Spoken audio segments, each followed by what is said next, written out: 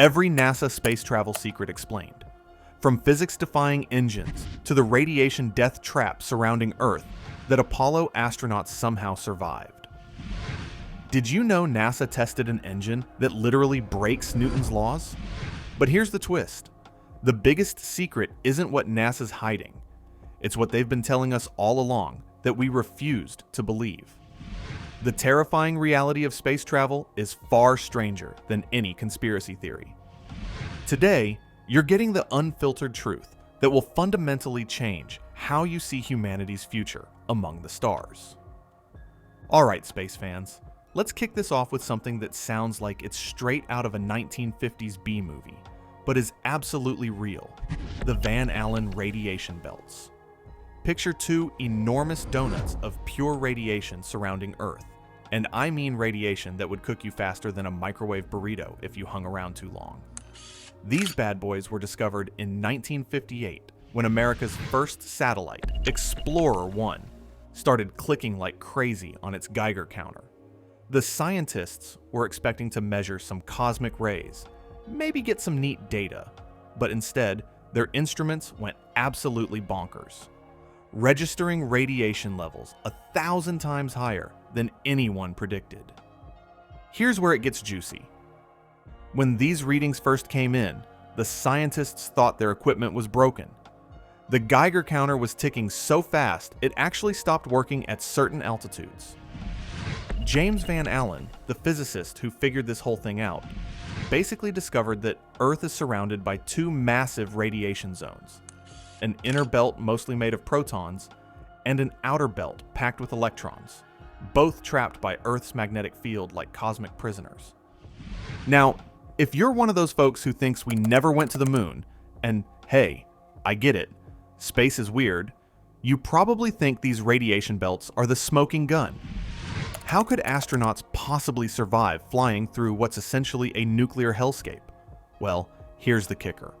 NASA calculated that astronauts could transit through the belts in about 52 minutes with exposure of only 13 rads, well below the 300 rads per hour that OSHA considers dangerous. The Apollo missions flew through the thinnest parts of these belts at absolutely breakneck speeds, spending just a few hours total in transit, protected by the aluminum hull of their spacecraft and all the equipment lining the walls. The astronauts received about the same radiation dose as getting a chest CT scan, which isn't nothing, but it's not the death sentence conspiracy theorists claim. The real nail-biter: in August 1972, right between Apollo 16 and Apollo 17, the sun threw a massive temper tantrum, a solar storm that would have posed severe risk to any astronauts, especially those on EVA on the lunar surface. If that storm had hit during a moon mission, we'd be having a very different conversation right now about the heroes who didn't make it home. Speaking of secrets, if you're enjoying this deep dive into NASA's classified closet, hit that subscribe button right now and ring the notification bell. Trust me, you don't want to miss what's coming next. We're about to talk about an engine that NASA built that supposedly violates the fundamental laws of physics. I'm not kidding.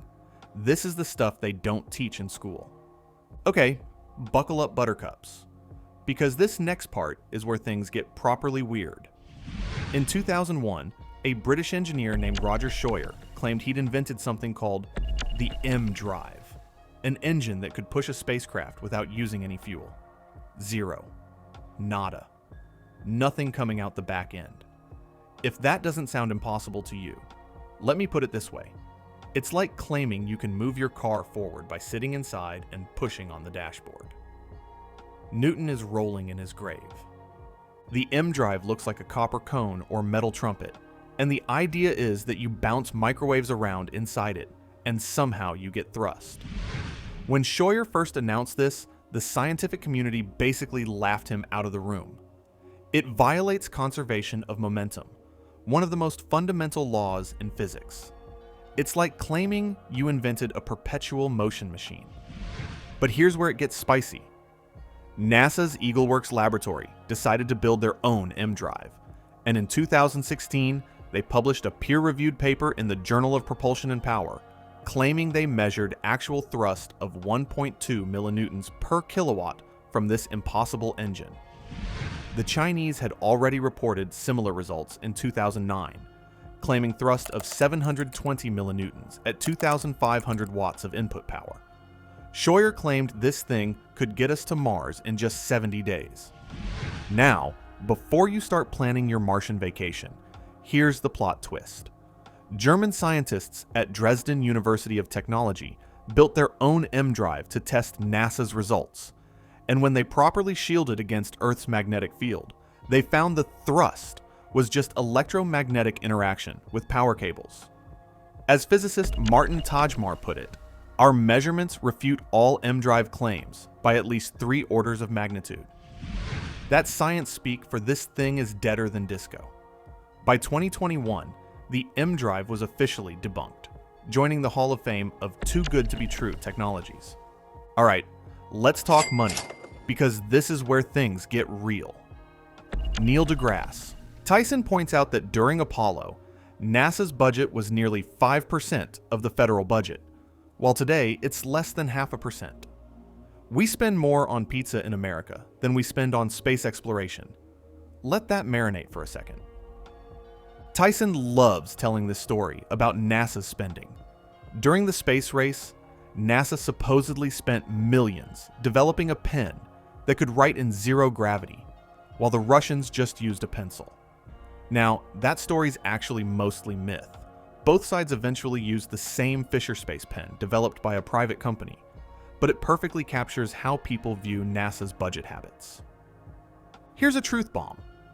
Tyson calculated that sending humans to Mars would cost at minimum $100 billion, probably way more when you factor in the inevitable delays and technical problems. Tyson even had a bet with Louis Friedman of the Planetary Society that no government would have a funded Mars plan by 2005. And obviously, he won that bet since here we are, in 2025, still dreaming. The controversial part? As Tyson notes, for every astronaut you send up, you could send 10 or more robots to 10 different places. But robots don't inspire 8-year-olds to become scientists. Nobody names high schools after Mars rovers. Tyson argues that space tourism might be the most important source of capital for the future of space exploration, which brings us to our next secret. If you're as fascinated by these revelations as I am, smash that like button and drop a comment below telling me which NASA secret shocked you the most. Was it the radiation belts, the impossible engine, or the budget reality? And don't forget to subscribe, because we're just getting to the good stuff. Here's something that's hiding in plain sight. Space tourism might be the only thing that saves human spaceflight. While NASA's been struggling to justify sending humans anywhere beyond the International Space Station, billionaires are turning space into the world's most expensive amusement park ride. NASA's increasingly partnering with private companies, with government needing to open pathways for others to create the market, allowing space travel to become routine. They're essentially admitting that the old model, where governments fund everything for the glory of mankind, is toast. Charles Liu, the astrophysicist at City University of New York, who collaborates with Tyson at the Hayden Planetarium, points out that we're living through a fundamental shift. It's not about national pride anymore. It's about profit. And weirdly, that might be exactly what we need to become a spacefaring species. Let's get real about something NASA downplays. Every mission beyond Earth's magnetosphere is vulnerable to unpredictable solar flares and the steady flux of galactic cosmic rays. The Apollo missions actually coincided with the height of a solar cycle when solar flares are more common, though this also meant stronger solar magnetic fields that helped shield against galactic cosmic rays. We still can't predict solar storms accurately, maybe a few hours warning, which is useless halfway to Mars. The current plan includes a storm shelter in Mars spacecraft, basically a closet lined with water tanks where astronauts huddle while the sun tries to microwave them. Cozy, right? For a Mars mission lasting about 500 days, radiation exposure limits the mission duration, not because of food or water, but because that's how long humans can be exposed to galactic cosmic rays before the cancer risk becomes unacceptable. I love how there's an acceptable level of space cancer risk. Classic NASA. Here's the elephant in the spacecraft: the tyranny of the rocket equation. For every pound you want to send to Mars, you need about 9 pounds of fuel just to escape Earth. Then, fuel to slow down at Mars. Then, fuel to leave Mars. Then, fuel to return. It's fuel all the way down, like some petroleum-based infinity mirror. This is why scientists keep chasing impossible engines like the M drive. We're desperate for anything that breaks this cycle. Ion drives are super efficient, but painfully slow. Chemical rockets are fast, but guzzle fuel like a muscle car from the 70s. The controversial bit: some NASA engineers have seriously proposed one-way missions to Mars. Send people there with supplies and figure out the return later. It's not quite a suicide mission, but it's definitely a "we'll cross that bridge when we come to it" mission. Alright, here's a secret hiding in plain sight that'll make you question everything.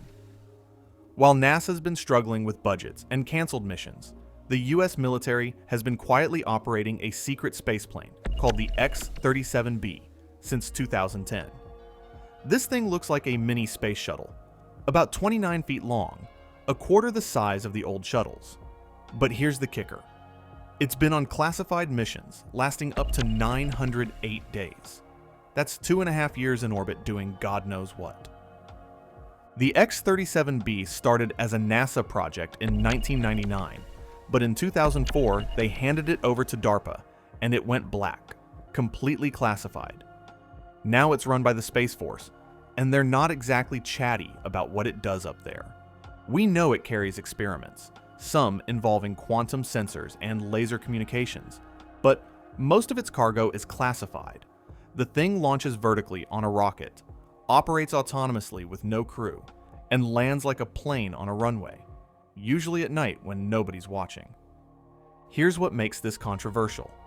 Civilian satellite trackers have spotted it changing orbits, something that requires serious fuel and technology. Some speculate it's testing weapons systems. Others think it's spying on foreign satellites. And the military says it's just testing reusable space technology.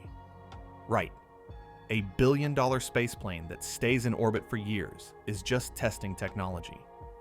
The latest mission lasted 434 days and landed in March 2025 in the dead of night, with the military only announcing it hours after touchdown. The real secret? This might be the actual future of military space operations. Automated, long-duration vehicles that can do whatever needs doing without risking human lives. While we're debating Mars missions, the military's already got robots doing mystery work in orbit for years at a time. Makes you wonder what else is up there that we don't know about. Here's the disgusting truth NASA doesn't put in their recruitment videos. About 70% of astronauts get space sick, and we're not talking about a little queasy feeling. We're talking about what NASA politely calls frank vomiting while floating in zero gravity. Yeah, let that mental image marinate for a second. Vomit, floating, everywhere. The worst case ever recorded was Senator Jake Garn in 1985. This guy got so violently ill on the space shuttle that NASA now unofficially measures space sickness on the Garn scale, where 1 Garn equals the maximum level of space sickness humanly possible. Most astronauts hit about 1/10 of a Garn, which is still pretty miserable. The guy was basically incapacitated for days. And remember, this is in a confined space where you can't exactly open a window. Here's what's happening. Your inner ear has this fluid that tells your brain which way is up. In space, that fluid just floats around, like everything else, sending your brain into complete panic mode. Your eyes are seeing your crewmate floating upside down, eating a sandwich. Your inner ear is screaming that you're falling in every direction at once, and your brain's response is to evacuate your stomach contents. NASA gives astronauts special barf bags with face wipes and Ziploc seals, because nobody wants to chase floating vomit globules around the spacecraft. The medications they use, promethazine and scopolamine, knock you out harder than a frat party punch bowl. So astronauts have to choose: spend 3 days puking or spend 3 days so drowsy you can't function. Many just white-knuckle it and try not to move their heads for 48 hours. Stephen Smith, a veteran astronaut, estimated he threw up 100 times across 4 shuttle flights. NASA schedules light duty for the first few days of any mission because they know half the crew will be too sick to work. The real kicker? We still don't fully understand why some people get it and others don't. You could be fine in cars, planes, and roller coasters, then get to space and puke your guts out. Or you could get carsick looking at a winding road and be totally fine in zero gravity. After 60+ years of spaceflight, we still can't predict or prevent it. So much for the glamorous life of an astronaut. Here's what's making NASA sweat. China's space program is advancing fast, and they're not playing by Western rules. While NASA publishes everything and debates endlessly, China operates with military efficiency and secrecy. They've tested their own versions of controversial drives, and when experiments fail, we might never know. As Tyson points out, political and economic drivers are often what push space exploration forward. The Apollo program happened because of Soviet competition. Now, with China talking lunar bases and Mars missions, suddenly Congress cares about space again. We might need another space race to reach Mars, and this time, we might not win. Okay, here's the biggest secret of all. The one NASA tells everyone, but nobody really processes. Mars isn't the destination. It's just the first rest stop. The real goal is making humanity a multiplanetary species that eventually leaves the solar system entirely. When you look at NASA's research into closed-loop life support, radiation shielding, and long-duration psychology studies, they're not really studying Mars travel. They're studying permanent space habitation. Mars is just practice for the real game, interstellar travel. NASA's even studying in situ resource utilization, using materials found in space rather than bringing everything from Earth. The technology we're developing now is laying groundwork for generation ships that won't reach their destination for centuries. Your great-great-great-grandchildren might be born and die on a spacecraft heading to Proxima Centauri. That's the real future NASA's planning for. So there you have it, space cadets. Every NASA secret laid bare. From radiation belts we blast through in under an hour to impossible engines that turned out to be measurement errors. From secret military space planes doing classified work for years to astronauts puking their guts out on the Garn scale. The truth is, space travel isn't being held back by alien conspiracies or government cover-ups. It's being held back by physics, money, and our fragile meat sack bodies that evolution never designed for the void. But here's what gets me fired up. Despite everything, the radiation, the vomit, the impossible physics, the crushing costs, we keep going. We strap humans to controlled explosions and fling them into an environment that wants them dead in about 15 different ways.